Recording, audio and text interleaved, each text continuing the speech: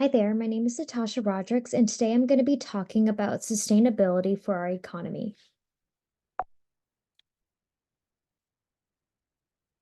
So, first, I'm going to pose the question, why is promoting sustainable agriculture important for both the environment and global food security?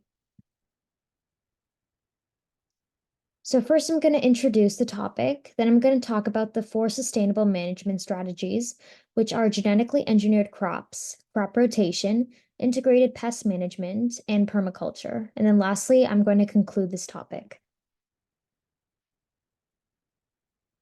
Global agriculture faces immense challenges such as population growth, limited land availability, and climate change. Therefore, agricultural production must rise to support an ever increasing population. Climate change, in particular, results in water scarcity, increased temperatures, and even pest or disease prevalence, making it difficult to farm the land and grow valuable crops. However, genetic engineering of crops can allow food to become adaptable to drastic environmental and economic conditions. So next I'm going to be talking about genetically engineered crops. After 14 years of using genetically engineered crops, there have been no environmental impacts or health concerns by consumers. This conclusion emphasizes that genetically engineered crops are safe to eat. For instance, genetically engineered crops that produce Bacillus thuringiensis, BT toxins, provide an alternative to pesticides for pest control. The BT toxins are only specific to certain pests and don't usually cause harm to other organisms. Therefore, BT toxins reduce the use of toxic pesticides that could otherwise be detrimental to the consumer. The benefit of BT toxins is that it's a widespread transgenic crop that has reduced the use of insecticides as well as increased profits for local farmers. These crops also increase biological diversity by preventing the death of non-pest organisms. In addition, genetically engineered papayas, for instance, are resistant to the papaya ring spot virus in Hawaii, preventing this fruit from contracting the disease.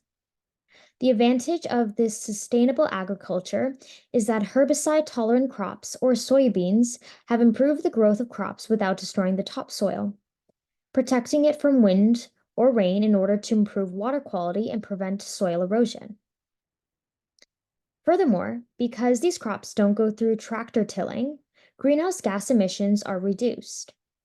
However, overusing herbicides leads to weeds that are resistant to the herbicide due to its constant use. To avoid resistant weeds, sustainable management strategies, such as changing herbicides or mixing certain ones together, can be used. In countries like Southeast Asia that experience excess flooding, a submergence-tolerant rice known as sub-1 rice, created from gene cloning and precision breeding, is tolerant to flooding or other environmental stressors. Rice in more developing countries like Bangladesh is lost due to constant flooding. However, genetically enhanced rice increases the crop to yield dramatically. These genetically altered crops, through gene cloning techniques or breeding, can increase food security in more developing countries, who have farmers that otherwise have minimal access to markets for them to sell their produce, resulting in them relying on others for food production. According to Malthus, populations grow at a drastic rate, while the production of food increases arithmetically, struggling to keep up with increasing population, which results in a limited food supply. Therefore, food security is the access to safe and nutritious food that meets one's dietary preferences based on agricultural production availability. Next, I'm going to be talking about crop rotation. Global warming changes crop susceptibility to various climates, in addition to heavy rainfall, extreme weather patterns, and soil quality. At times, farmers working on a small-scaled land can plant the same crop, which over time can lead to the degradation of the soil, eventually impacting crop quality and yield due to the loss of soil nutrients and the prevalence of pests. A solution to this is the technique of crop rotation. This is where a variety of crops are planted on the same land during favorable growth or seeding cycles in order to improve climate resilience and soil health. Crop rotation enhances crop yield and prevents the formation of weeds or pathogens.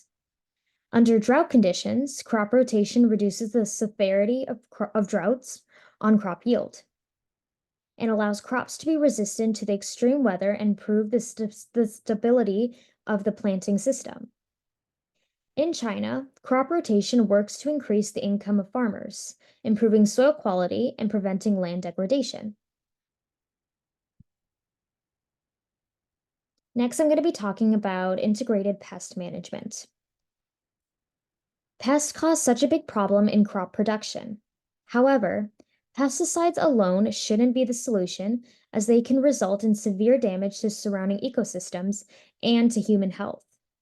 So, an integrated pest management (IPM) strategy combines both insecticides and biological control together, evaluating life cycle stages of insects and other pests. Integrated pest management in more developing countries found that it increased the durability of crops because of less pesticide use.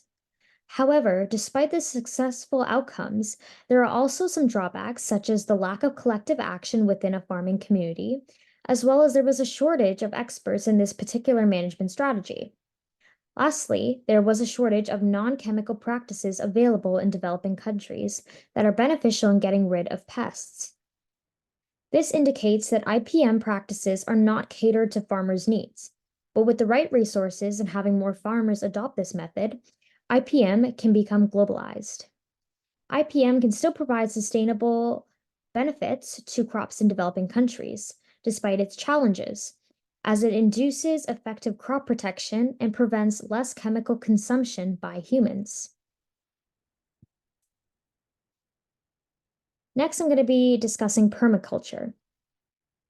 The Anthropocene or geological age was adopted by Crutzen and Stormer, explaining that humans impacted our planet entirely and proposed organizational futures for our economy. Permaculture is one broad method in the Anthropocene. It provides different ways for us to think about how we must interact with our environment, specifically for sustainable practices in agriculture. The idea of Anthropocene entails acting on something that doesn't exist yet. It instructs people to develop new ideas and face challenges within society in order to empower a better future. Anthropocene also depicts human impact on our Earth's health, leading to the shrinkage of biodiversity and many ecosystems. Conversely, several scholars have emphasized that only focusing on human impact fails to notice the role of capitalism in invoking environmental problems and social injustices. They prefer not to blame all of humanity, but rather entail that different societies experience different environmental problems, where they view the Anthropocene as an outcome of social and economic systems. The Anthropocene outlines that capitalists degrade and exploit natural ecosystems. Other scholars, such as Marx, emphasized that industrialization has separated economic communities from nature itself.